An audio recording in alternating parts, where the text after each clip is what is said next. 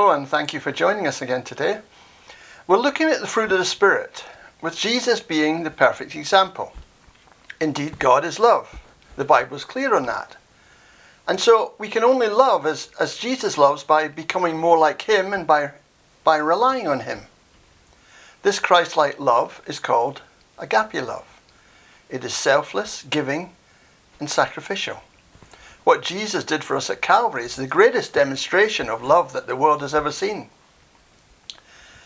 The work of the Spirit is to make us like Jesus, and his goal is to pour out the love of God into our human hearts.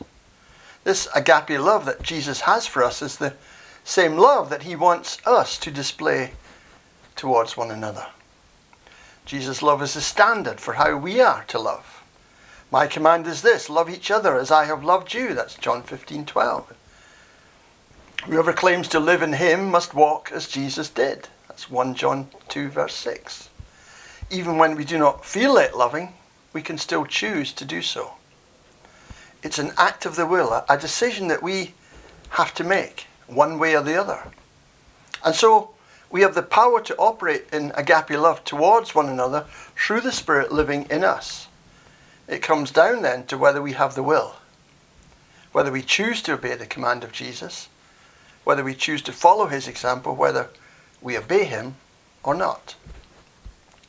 And love is something that we do, and so we need to make the decision to do acts of love.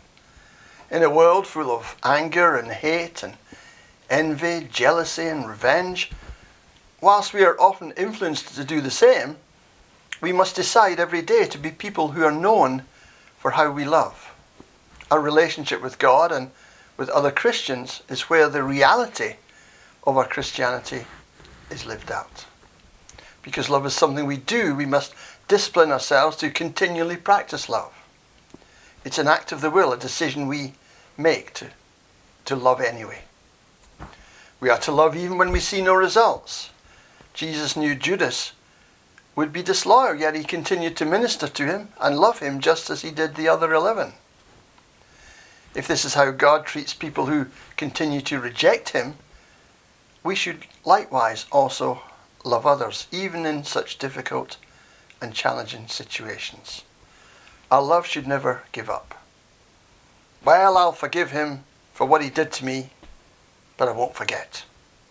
Friends, we need to let things go and mustn't keep score, because if we do, bitterness will infect our hearts and bring great personal injury to us.